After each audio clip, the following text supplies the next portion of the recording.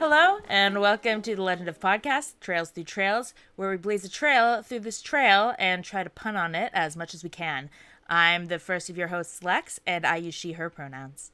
And I'm Matt, also known as Ponk on the internet, and I use he, him pronouns. Hello, why are we here? What's going on? I just woke up. What happened? Yeah, that time difference, man, that's pretty wild. Well, we are here to play Trails. Trails in the Sky, first chapter, but hopefully we're going to get through the entire Trails series. And that's not the Tales of series, which some people think it is. That's also a JRPG series, so I understand the confusion, but no, this is a Trails series. Legend of Heroes, Trails. And there are so many of them, and isn't that a wonderful thing to have? It's true. It's the longest running JRPG series I know of that actually tells a sequential story, as opposed to something like a Final Fantasy, where occasionally there's spin-off sequel games, but they're all set in different worlds in terms of the mainline entries. Yeah, absolutely. A really difficult thing to tell apart Trails and Tales, because Trails does one consistent story with characters with blue hair, and Tales does a bunch of different stories with characters with blue hair. It used to at least be easier because you could say, well, one is turn-based and the other is more action, but now Trails is kind of going to the action line, so it's harder to say. But we are planning to play through every game, starting at the beginning. Hopefully you'll be along for the ride. So, we thought for the first episode, rather than immediately diving feet first into the first game, we do a bit of an overview of the series as a whole, the setting, the history of it in and out of game. So, with that, I just have one question for you, Lex. What is a Trails? What is a Trails? To trail or not to Trails, that is the question. Or not. Trails is a series by the developer Neon Falcom. It's a sub-series of The Legend of Heroes, but The Legend of Heroes is a broader title that's been used for other RPGs that Falcom has made, whereas Trails is the series that actually tells a continuous story. It started in 2004 with Trails in the Sky first chapter, which I believe was originally on Windows, then on PSP, then ported to Vita, and a whole lot of places. There's a whole saga, a whole trail in itself of where Trails in the Sky has been.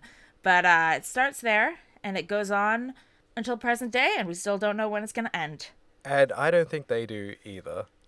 Look, there's a lot of interesting analogies because all different JRPGs, hopefully no one hates the term, follow similar histories. So Trails is a spin-off of Legend of Heroes in the same way that Persona is a spin-off of Shin Megami Tensei. That's a and great it has analogy. a story that nobody knows the end of, just like Kingdom Hearts. Fun note about the term JRPG. Kondo, the president of Falcom, has said that he loves the term JRPG because he thinks it makes him proud as a Japanese man to be part of a tradition of Japanese-specific storytelling. So at least when it comes to Trails, JRPG is the endorsed term by the creators. Nice. I didn't actually know that. It's nice to see the term being reclaimed from kind of the pejorative way it was used in the 90s and 2000s. A trend I never understood as a Final Fantasy sicko myself. Oh, yeah. We've reclaimed the phrase, so it's a proud JRPG. And what a J-ish RPG it sure is. Oh, yeah. Starting with the fact that just getting them out of Japanese and into English is a fucking ordeal. The localization story behind these games are, well, we might get into that. Suffice to say, they are extremely wordy games, so they take a lot to translate. And given that it's a small company and localization teams have also been small, it has taken eons for some of these games to actually make it overseas. Truly. I first learned about the Trail series myself from, I think, the story we're both talking about here, Jason Schreier's coverage of the translation of Trails in the Sky, which we'll link in the show notes, but be forewarned, it's a very heavy story. Yeah. It took a lot out of the people translating it. Let's just leave it at that. But it's a very interesting insight from a person who truly loves the series to begin with and wanted to sort of give the behind the scenes the credit it's due. These games are a lot of work to translate. It's a minor miracle that they've all made it over here at this point. Yeah. And a minor miracle that we're almost caught up. I mean, there's only one game out in Japan that has not been localized here right now, which is really, really miraculous. Very exciting. And I believe that the remake of Trails in the Sky First Chapter, which is coming out this year, is actually getting a simultaneous worldwide release. So Well, wonders never cease. Yeah.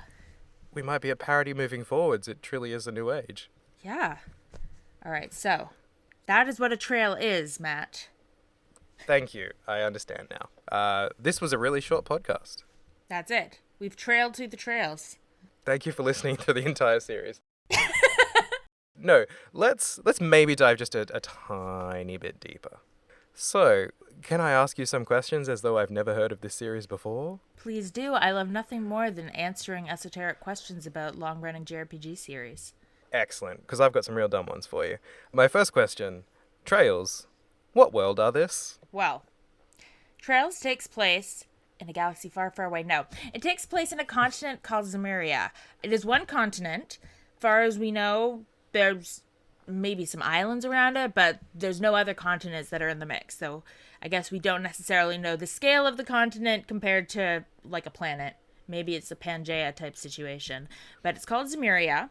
Each arc within the series takes place in a different country or kingdom or city-state within that continent. And the first arc, the first game in the series, take place in Liberl, which is the liberal kingdom. And yes, we will be joking about that name probably a lot. But it takes place in the kingdom of Liberl. Love it. Does what it says on the tin. Mm-hmm. So the interesting thing with Trails is, although it's a very long-running series with a very long-running continuous story, it's also broken up into these country location-specific arcs, which means there are a lot of jumping on points. There are. Which is really exciting because up to and including now, availability of some of the titles is pretty limited, like Trails in the Sky. If you have a PSP, you can play it there, congratulations, or PC. That's about it right now. It's conspicuously not been ported to other consoles in the way a lot of the other titles are. The more recent Cold Steel series has at least partially made it onto the Switch. The Crossbell arc from back in also the PSP or the PS Vita days, depending on the version. I can't remember if it's PSP or Vita that it first came out, but it was back there. It was wild. Yeah, sort of an era, but that has now been localized, but that first series of games is still an absolute mystery to many. So it's lucky to know that you can sort of jump on at any point, as I personally did. So Liberl is our first stop in the world. We're sort of starting from a point where we only generally know kind of the shape of the world around us. Yeah. The game's really piecemeal about handing out that world map, maybe because they're still drawing it in real time. Yeah, either that or there's going to be some real big spoilers the second you see what the eastern end of the continent looks like, because we still have no clue. It is kind of mystifying. I came in at Cold Steel where we were 3 arcs in, and I still sort of looked at the map and went, huh? What? Yeah. What's interesting is that Liberl, it's not in the center of the continent, but it's kind of more central. And at first, we travel further west. So we're going to go from Liberl to Crossbell, which is a city-state that's a little further west than Liberl, or at least north, and I think a bit west of Liberl. And then we're going to go all the way to the furthest western part, the Empire of Erebonia, and then we're going to start traveling east. So it's interesting that they started around the middle-ish. Hey guys, Lex from the future here. I'm just popping in to say that that is not correct. I don't know what my brain was doing when I recorded that last night, but Liberl is not in the center of Zemuria. It's the southwestern tip. It's south of Erebonia, and it's not east of Crossbell. It's west of Crossbell. Just chalk up what I said here to first episode nerves and jitters and brain fart due to that. Anyway, back to the episode. And then now we're only almost a dozen games in. Now they're like, let's start to nudge our way over to the east. We're still only in the center of the continent. We're a little further east than Liberl now and in Calvert in the latest games, but we still haven't gone past the center point, really, of the continent. There's a lot of mystery there. Yeah, it is kind of wild to see these maps where there's just kind of very defined, very precise geographical mapping of this beautiful coast of Erebonia, and then just kind of a smudgy hand wave watercolor on the side saying, this is probably the east. Yeah, it kind of reminds me of Final Fantasy XIV's world map, how, I don't know if you've played actually, but it basically started out with most of the world map clouded, and with each expansion, when you get to a new place, they kind of unshrouded that area of the map, and now, I mean, there's a lot, but it's not completely, I don't think it's completely uncovered yet, but it's a fun comparison because that's also the only other example I can think of a continuous story that's been being told for a comparable length of time. Not quite as long. I mean, Final Fantasy XIV is, 2011 or 2014 or early 2010s as opposed to 2004, but it still takes place over that long and has that kind of institutional memory of characters coming back and of the politics really being mapped out, pun not intended, over such a long period of time and storytelling. And similarly, I like to think that Final Fantasy XIV is really the story of the world it's in, and Trails is also more than it's the story of any particular character or cast of characters, it's the story of this continent. Yeah, because definitely, while the events might take place in one country, they absolutely have a knock-on effect to every other country. And after a handful of games, it gets really wild hearing people talk about the events of the world, just saying, oh yeah, when that giant pillar of salt happened, and then also there were those evil flowers, and then there was that alien spaceship that kidnapped all of the left-handed people, and then we had an earthquake that made a new city come up, and then Atlantis left for a while. And then everyone just started living upside down. Yeah. Pretty much. And then this week we invented the stock market. And if you want to know how many of those things really happen, stay tuned. Because they're all as likely as each other. You won't know till you get there. And even then, who knows? Maybe we just predicted the end of the not the end of the show, the end of the series. Who knows? Truly, I look at the series sometimes, I'm like, how much did they know about what these things happen? Or do they just kind of draw a mark in the sand and say, this is a thing that happened and we'll cover it when we're ready?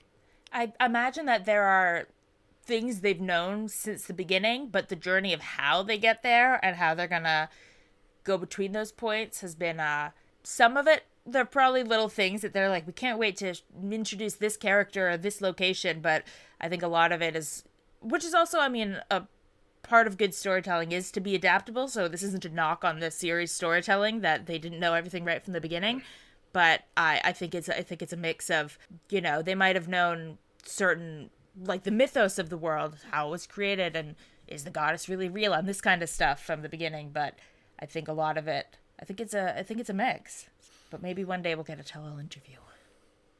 Okay, so we know a bit about what the world looks like, both literally and kind of knowledge-wise. How long has the story of this game been going for? So in our world, this has been going on since 2004. So what's that? 21 years. But yeah, it's been going on for a really long time. In universe, it's been, I think, 5 to 7 years within the story of the games. Less than 10 for sure.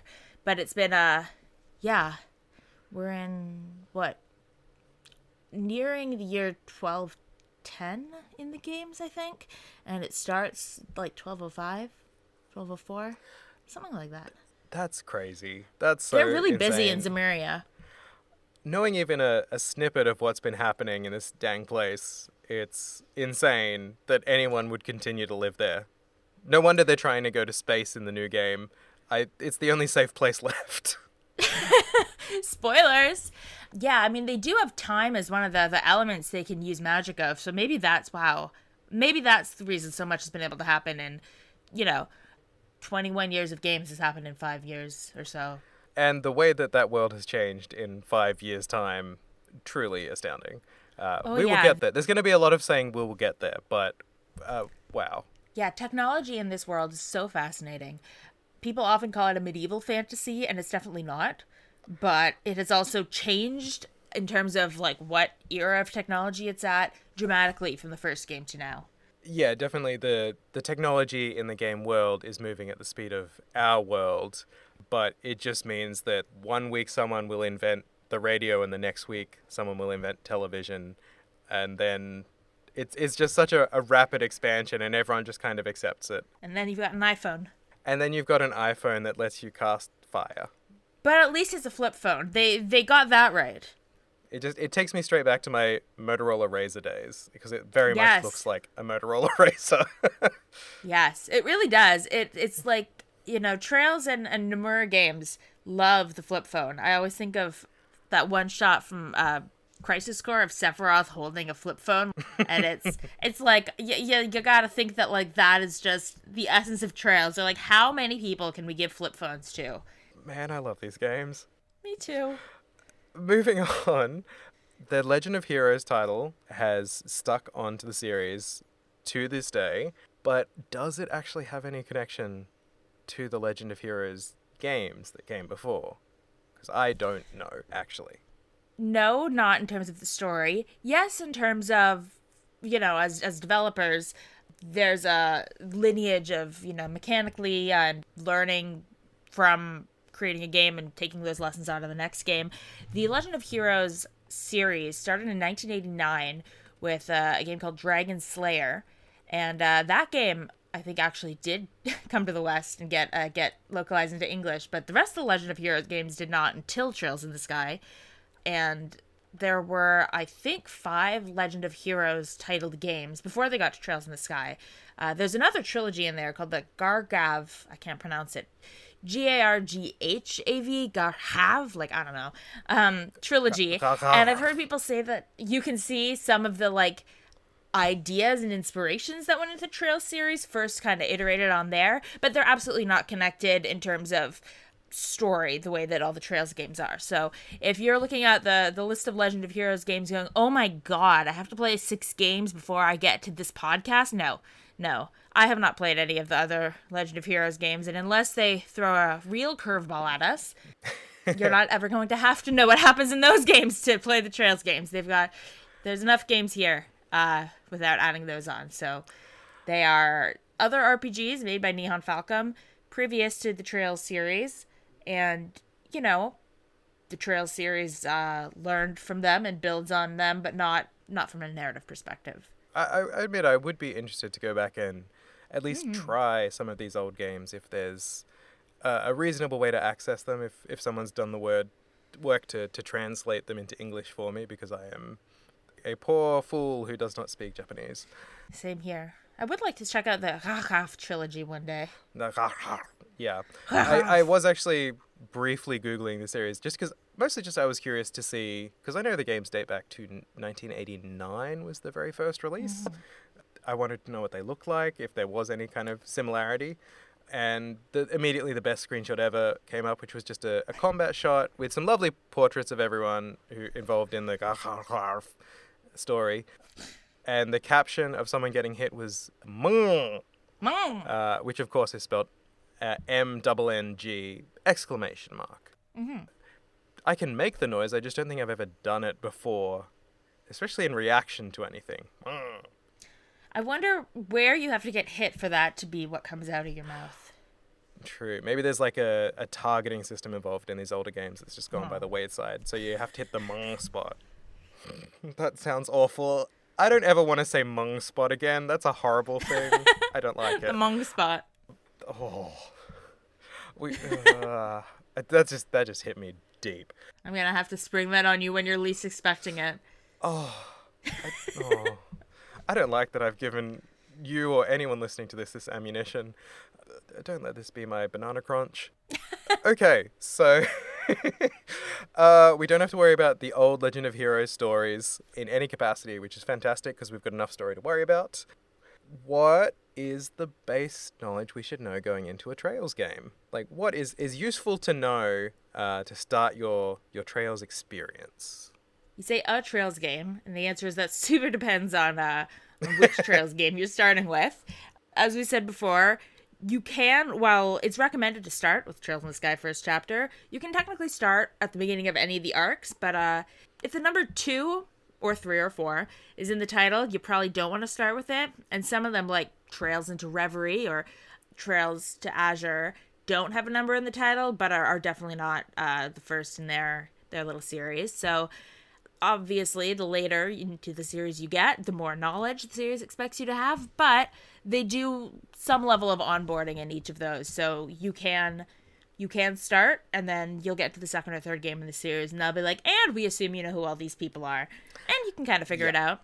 The one thing I will say is never, ever Google any character, Oof. any location, basically anything except maybe where you can play the game. That's usually safe, but don't Google facts. Don't Google characters, because you're gonna be like, who is Bob? And they're gonna be like, the ancient demon lord from 3,000 years ago, who emerged from his mother's womb and swallowed the sky. Like, I don't know. Like, And then continued to work at the item shop in your first city until it is revealed. Yeah, it's very easy to get very spoiled about this series because it is such an ongoing narrative, and characters, even NPCs, carry from one game to the next, to the next, to the next. You're much better off, if you have any questions about this series ever, just ask someone who's already played, because that way you'll get the information you need and not everything that's going to happen for the next 6 games. yeah. Everyone I know has, like, spoiled themselves in at least one thing they wish they hadn't by Googling. Some people, it's been something minor that they're like, oh, I guess, would have been cool to learn that in the story, but it's fine that I learn it now. And sometimes, like, oh, that's the thing I was most curious about, and now all these big plot twists have been ruined for me, so just play it safe. But what you need to know going into the first game is that you're in for a long haul. This is a slow burn. But if you make it probably through chapter 2, you're probably going to finish the game. And if you finish the game, you're going to play all of them. So, get prepared. Now, in terms of knowledge about the world and the story, Trails in the Sky FC. FC stands for first chapter. I don't think I've actually said that yet on the podcast. But the first chapter doesn't really assume that you have any knowledge, so it will introduce all the topics to you. But for a little background, this takes place in a world that had kind of its own version of an industrial revolution, but magical, like 50 years ago. So technology has been expanding at a rapid pace. They have some pretty cool devices that we don't have, including a system called orbaments, which is like materia from Final Fantasy VII, but it's not called materia, so don't call it that, or else Square Enix will, come to your house. Legally distinct materia. Legally distinct materia called orbaments that use quartz as a materia. Not materia. Those are what you use to, shoot fire from your pocket watch and eventually shoot fire from your cell phone. There's a weirdly uneven level of technology, partially because the technology in this world has developed so rapidly, partially because it's a video game. And so they have airships, but they want to make sure you walk between all the cities on foot. Yep. So no one's invented public transportation. But they can definitely fly. So you kind of have to take that as it comes. And you've got a weird level of, guns do exist, but you can also fight somebody with a gun with your big stick. And as long as you have the same level or higher level, you're going to be equally skilled. There is some kind of mumbo jumbo about how the orbment quartz systems also enhance your physical abilities, but we just kind of have to take them at their word at that, because I don't understand how that's supposed to work, but who does?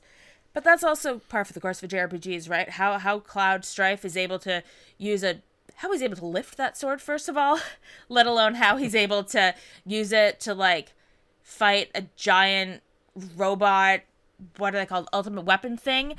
Nobody knows. Nobody needs to know, because it's cool. And that's kind of, with some things, why can Estelle beat things with a giant stick when they're shooting actual, live ammunition at her? Because it's cool. Go with it. In a world where just a big guy lives in the ocean and is ready to come fight, you kind of have to accept that rock from ground make you punch good. Yeah, as it should. Now, other things you need to know, you're going to hear the word bracer, and that's going to be explained in the game, but if the first time you see it, you're like, what the fuck is that? I can't cope with this. What is that word? Should I Google it? Again, never Google anything. Bracers are a guild that our main characters in this game are hoping to join and are training to join. And they're kind of like a mix of Community Watch and NGO. And I was going to say community police, but there's some implications there that aren't carried by the bracers. They are trained in combat. They have to have a certain level of combat proficiency to be bracers. If you can't fight, but you want to work with them, you have to be their receptionist. They are an international organization. There are some rules related to, they can't interfere in politics, and that's why all these countries let them operate there. And their ultimate, guiding principle is to defend civilians, which is also the only time that they can intervene in politics is if the government is attacking its civilians. Then you can jump in, but short of that, you can't really. And yes, we're aware that civilians can be harmed by things other than the government, actively throwing bombs at them. But the game's aware of that too, and it's going to interact with that. So just hold your breath if you're trying to jump in with that criticism. We're aware, they are too, and they'll engage with that. It'll be fun. And we'll talk about it in more depth when we get to that. But those are kind of the basic facts going in. You're going to have an excellent protagonist and follow her journey to try and become a fully fledged bracer. And honestly, I was delighted when I first started looking into Sky and realized that Estelle was the main character, not Joshua. Because, let's be real, like, a JRPG with a female protagonist who's treated respectfully and allowed to remain fully clothed, not common. Yeah. So it's really nice to just have, like, I've only played like an hour or two of Sky, but I feel confident in saying an absolute goober as the protagonist. Yeah, Estelle is the greatest. She's like one of the greatest protagonists ever. I honestly think that. She's so well written. She's so fun. She's so charming. She's just sunshine. They named her Bright for a reason. It's really on the nose, but it's true. And she's so delightful. And look, obviously, this is a game from 2004. There's going to be some moments where we go, that was 2004. And that's not to say that these games have always have not sometimes stayed in the 2004 era in certain regards when it comes to treatment of certain characters, but they have gotten better in some ways, and we'll talk about that as we go. Estella's a really magnificent character, and yeah, as a leaping off point for an entire series, she's a great start. Oh yeah. Just she's got personality immediately, very sort of relatable, lovable, just says the weirdest shit constantly. She's so funny. She talks like her dad, I'm immediately seeing. Two biggest goobers. A whole family of them. But that might be jumping a little far ahead. Now that we sort of know the basics of what you need to know jumping into this series, should we talk about how we jumped into this series? Let's. Well, Lex, how did you become a Trails sicko? Well, how didn't I become a Trails sicko? It was kind of inevitable. Anyone who knows me probably could have expected that I would have become one at some point. But it didn't actually happen for me until COVID. I was quite sick with COVID. I had a bad case of long COVID, which meant I had to just lie on a couch all day, every day for a while. There's not much you can do when lying on a couch all day, except either like watch TV or play video games on a TV or watch movies on a TV. You get the gist of it. And I preferred the playing video games thing. I had recently gotten into the Persona series and wanted some more character-heavy JRPGs that were turn-based combat, that had like a bit of a social sim aspect, and I heard about Trails of Cold Steel, and I didn't know at the time that it was part of a longer series. I just heard people being like, it's set at a school, it's kind of got some Persona vibes, you'll really like it, and you like Final Fantasy VII, and it's got materia that's not called materia, so you might enjoy that too. So I said, okay. It was on sale. It's on sale a lot. And I played it on my PlayStation 4, and I fell in love with it. It is not Persona-like, but it has things in common with Persona. That one is set at a school. They love schools and Trails, and we'll get into that when we see some of them. But I just, like, inhaled them. I got Cold Steel 2 installed before I finished Cold Steel 1. And Cold Steel is the longest of the sub-series. There's 4 of them. And when I was playing, I think this was early 2021, all 4 of those were out. And so I really just kind of sat there and inhaled them. And then I replayed 3 and 4 basically immediately because I loved them and I loved all 4, but there's a bit of a technological boost between 2 and 3. And it was a little hard to go back to the UI of 1 and 2 after having just done 3 and 4. I didn't quite want to replay all 4 in a row. That was a little much. And then I became such a Trails sicko that I got a PC so that I could play Trails in the Sky, because I was a Mac person before that. And to be fair, I actually did need a new computer at the time. And there were some other games I was like, it'd be nice to be able to play them. Trails in the Sky will run on a potato, but not if it's a Mac potato. There might be some ways around that, but that's not going to be discussed in detail right here, right now.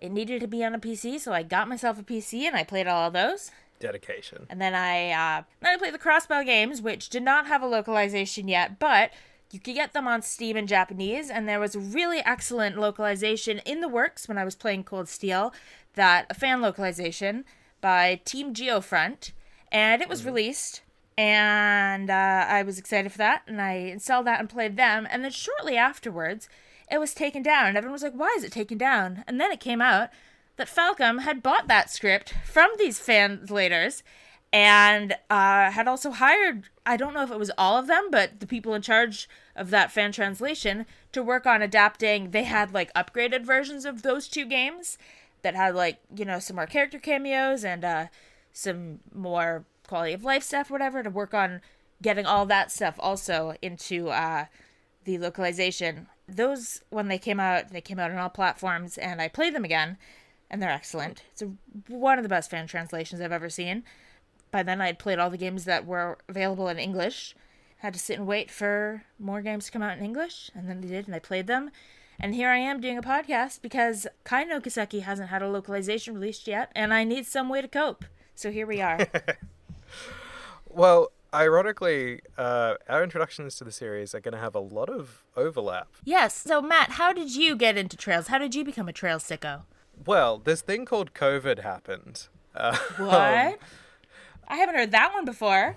Right. For us here in Melbourne, Australia, we had the longest continuous and sort of total overall lockdowns worldwide. I'm pretty sure we still hold that record. We were locked up in our houses for about 300 days over the course of a year and a bit. Oh my God. Yeah, it was wild. So during that period, for my gaming background, I'm big RPG head. I came up through Final Fantasy from sort of 7 onwards. Got into the Tales of series as well, which I've played a decent chunk of. Persona, Shin Megami Tensei, you name it. I've probably, at the very least, bought it, if not played it. But R.I.P. Matt's backlog. Right. I'd never touched the Trails series. I knew about it through that article we mentioned earlier from Jason Schreier, but at the time, I was also a MacBook-only person, and the games are just not available there. And I think I do have a PSP Go, so I tried playing it on there, but it was very old feeling, and I wasn't feeling the old RPG vibe at the time, so I kind of left it. But COVID came along, I needed something to do with my time, and like you said, Cold Steel was on sale. It was accessible on PlayStation, so I went for that one. I also bought and installed Cold Steel 2 before I'd finished playing Cold Steel 1. And thank God we did, because, spoiler alert, there's a cliffhanger. Yeah, goddamn. But I started during 2020, so I went through all of 1, all of 2 continuously. I got to the end-ish of 3 before I really burnt out, because Talk about a cliffhanger. in the madness of COVID, I'd gotten it in my head that I needed to finish these games in time for Cold Steel 4 to come out, which was like late October in 2020, was when it came to PS4. I think I managed it. I was able to sort of jump into it straight away, pretty much, which is a wild number of RPG hours to log in a single year. My partner could not stand the games because everyone was always saying something about everything that was happening, and just have him wander through and say, is this the Trails of the Legend of the Steel that's cold? Yeah, it's that one. It's Talkie Game. But yeah, I burned through all of those in succession. I played the Crossbell games when that fan translation did become the official translation. A very exciting story as well. Which is just so cool that happened. To have a fan translation not just shut down, but for them to realize the value of it. Because, for backstory, Crossbell...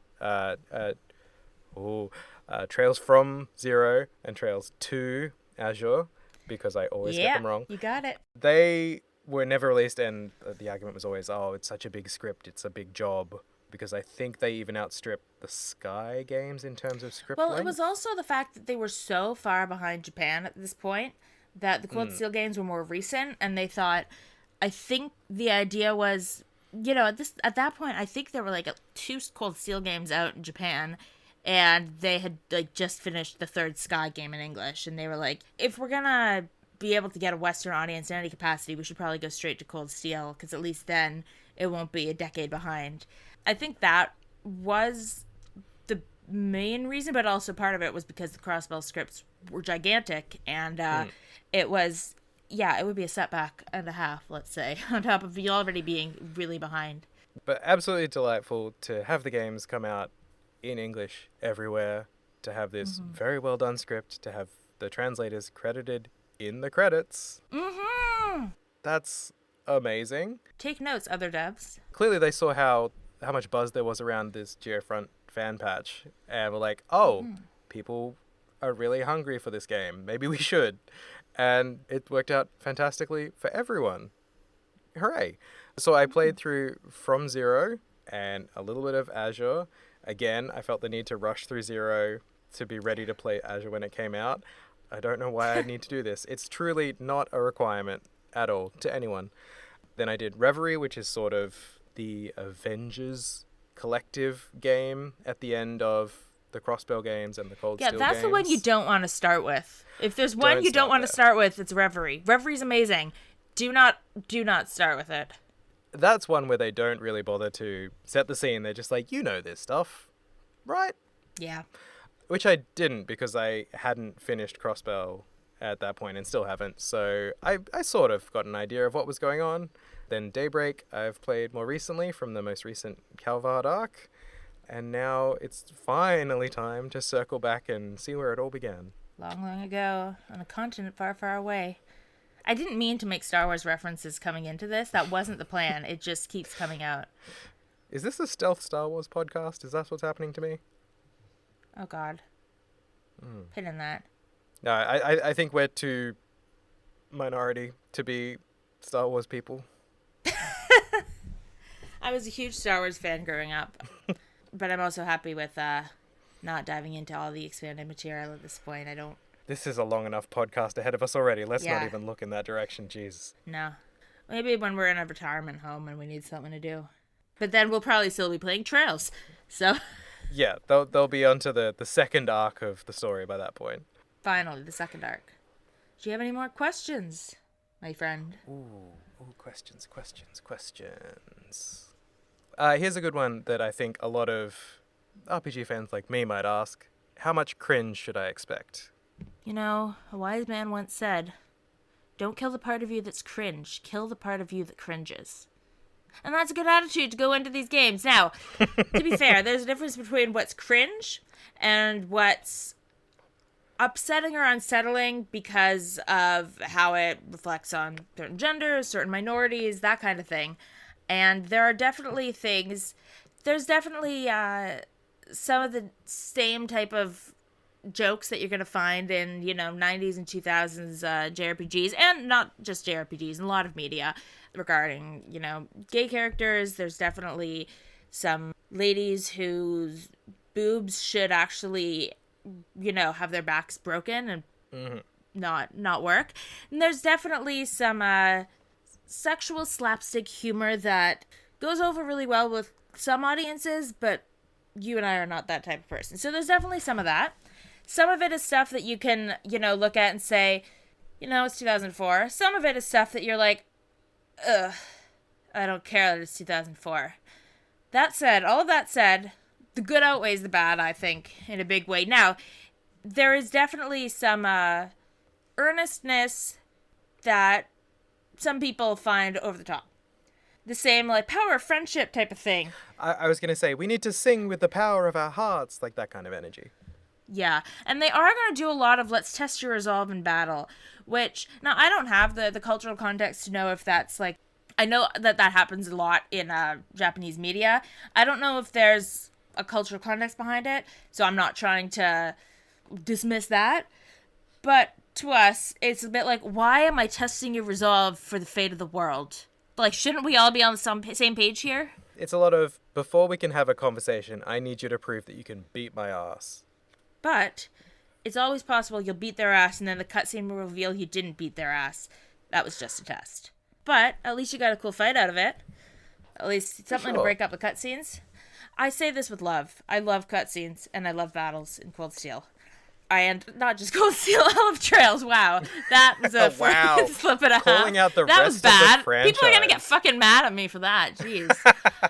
Yeah, I will say I ask about the cringe thing because for me, my personal metrics, I love Japanese games. I've played them, like I said, for years and years and years and years.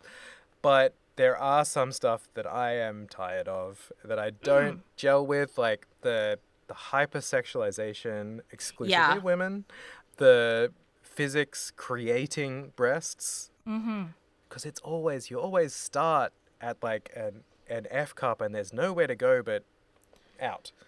Kickstarter for Risha Mao's reduction Oh surgery God, ASAP. that needs to be a plot point. Yeah, Yeah. it's the Bleach problem of like, if Orihime as a school kid has Lembos that big, then where do you go from there? It's like that stuff, it doesn't do anything for me, obviously. Look, I'm a lesbian and it doesn't do anything for me either. Sorry, but I like girls with big boobs. I also like those boobs to look like boobs and not giant water balloons. Yeah, that is a problem as well. Although, honestly, happy to not have physics working there. Very happy. Yeah.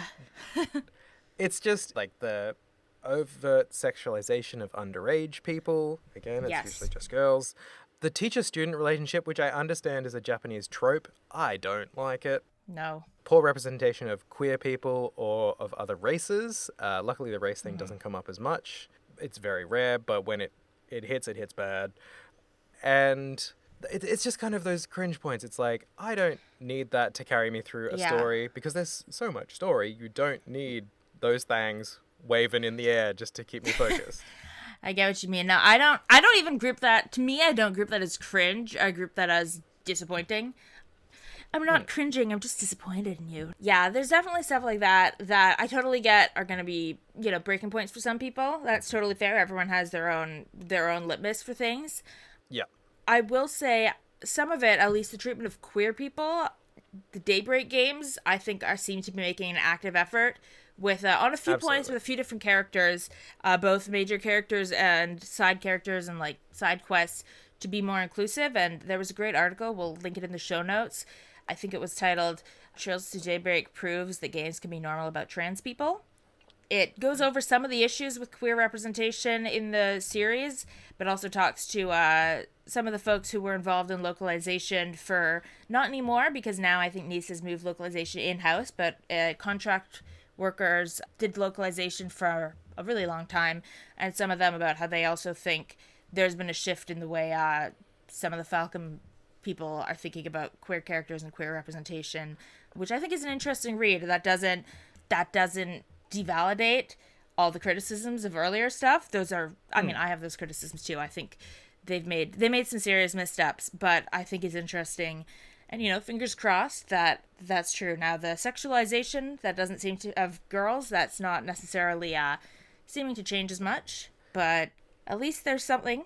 It kind of swings back and forth. Like, I found the early Cold Steel games especially swung a little hard in the horniness. Yeah. Fair. It's the school setting. They're like trying out the tropes. Some of them stuck around. Some of them didn't. I do appreciate that they're moving forwards with the representation stuff, because that's the thing that always gets me with Japanese games. Usually the response to poor representation of queer people or trans people or anyone who's not standard issue.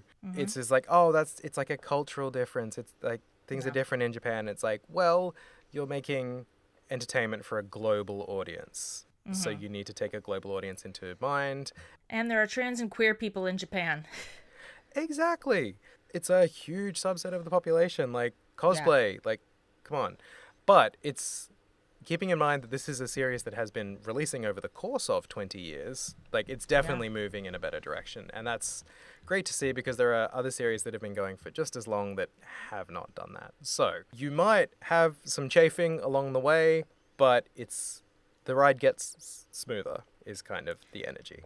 And I will say, in terms of the issues regarding race that you brought up, Daybreak does make some big mistakes, but Daybreak also lets you fight white supremacists who are called white supremacists, and I think that's pretty neat. I love that for us. Very Love that for vindicating us. gameplay. So, I think that covers the cringe. To cringe or not to cringe. That's the second time I've said that. Yeah, I wonder why I'm on a Hamlet mood today. Anyway.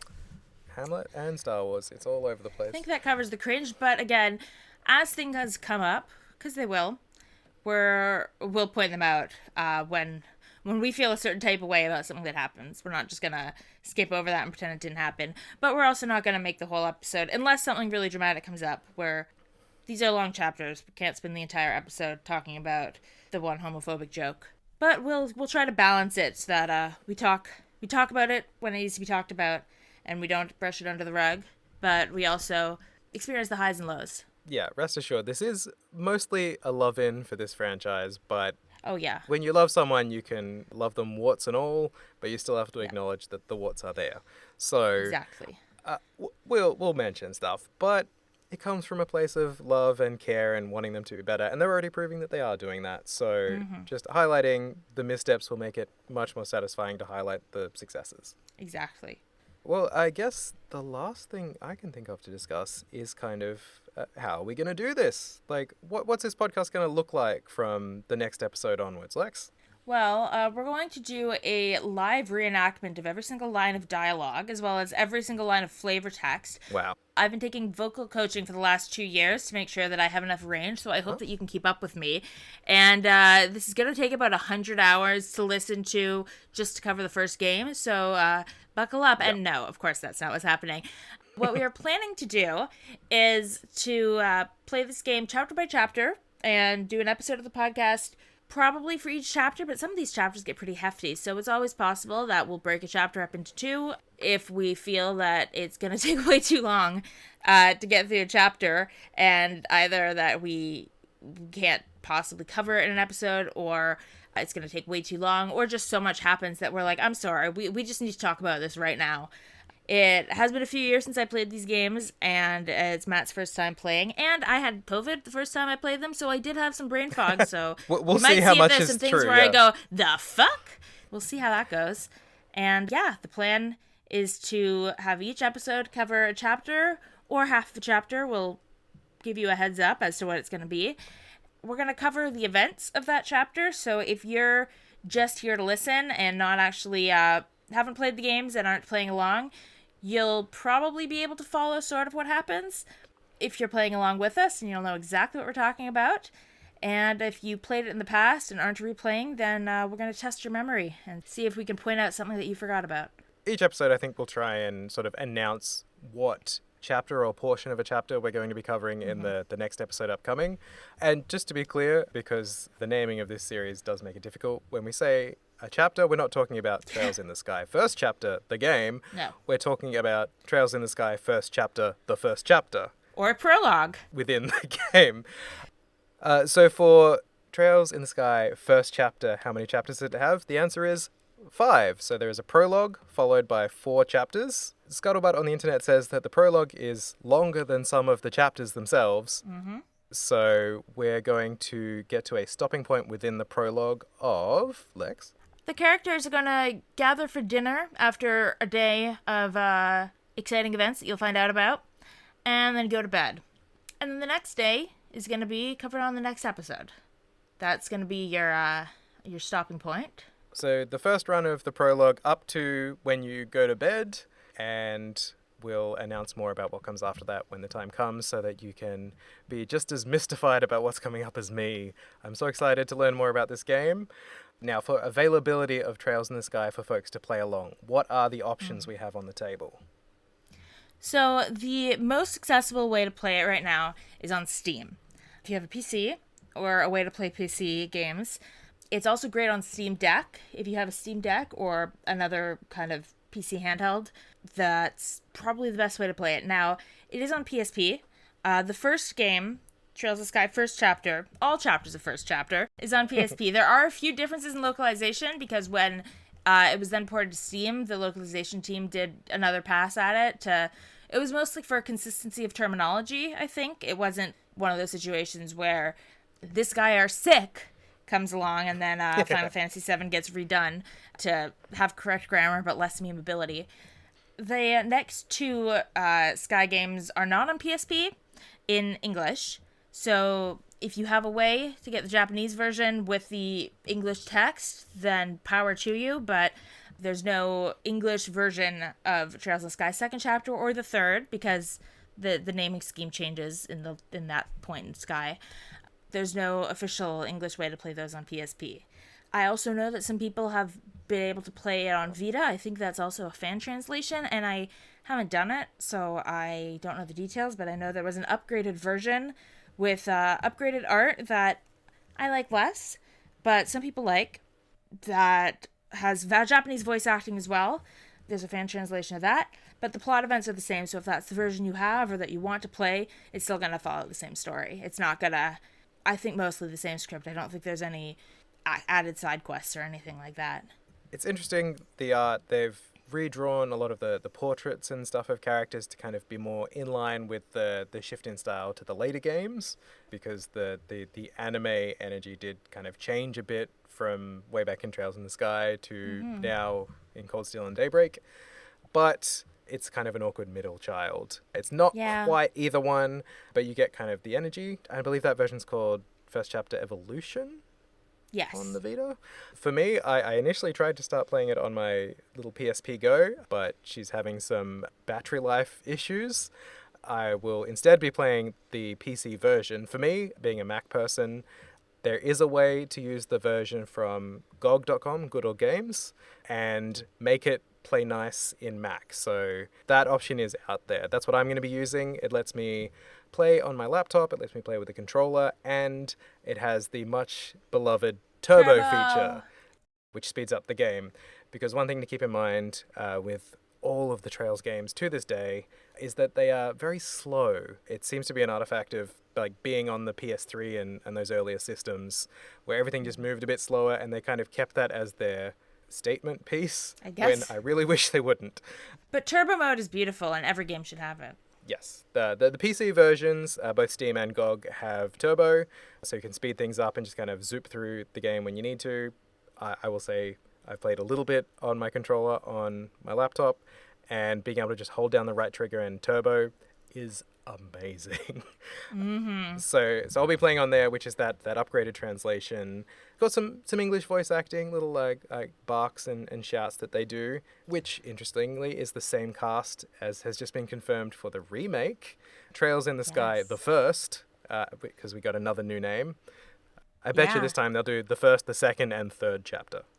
Exactly. It's all coming full circle. No, it's exciting that they've got basically the same cast, with the exception of Troy Baker as Olivier in the original Sky games, just as Combat Barks, was replaced by Matt Mercer, but that is consistent with casting. With much love, that's the same guy, basically. With much love. Yeah, Matt Mercer does a great job of that voice. He's very good at it. Really showing his range lately. I was just playing like a pirate, like a pirate, like a dragon pirate yakuza in Hawaii. Like a pirate is so much better. Just really condense it down. He's like a pirate, but he plays the main character Goro Majima. In that, he had like little bit parts in the earlier Like a Dragon games. Who's a very kooky kind of character. So seeing that, and then sweet Olivier, the horny boy. The man's got range. He's great. No shade based on the Troy Baker joke. Please don't listen, even though you're not listening. Please don't hate us, even though you're not listening. Matt, Thank you for coming to our podcast. Please don't listen. Clearly, I've been podcasting. Clearly this has been going on a little while, and it's almost okay. I was gonna say it's late here, but it's 8:30 p.m. I have no excuse. It's 8:30 in the evening. It's not late. I'm just here. These games just make you loopy. The last version of Sky that we should bring up is the version that doesn't exist for consumption yet. That's the remake that's coming out in the fall. I'm sure we'll talk about it in some capacity, but we are playing the original little sprites on the little screen. For now, I think it'll be really interesting to get the OG and see what that's like, and then in a few months' time, compare it to the shiny up-res version, which does look gorgeous. I'm very excited to play it. It does look gorgeous. Yeah, and the combat looks really exciting. The great thing about this series is the story is going on forever, but the combat gets revamped almost every time. They're always seeking to improve it and adapt it. So there's pretty much a flavor of RPG combat for everyone in this series, and if one of them gets you, you suck it into the rest. I'm so sorry. That's your life now. And that's our life now. That's your life. So for now, I think that'll do us for our brief introduction to the world of Zemuria, the series of Trails, Kiseki, and we will see you on our next big episode to cover the first part of the first chapter that is the prologue of the game that is called the first chapter, which is fully called The Legend of Heroes Trails in the Sky First Chapter. Until then, keep on bracing, everybody.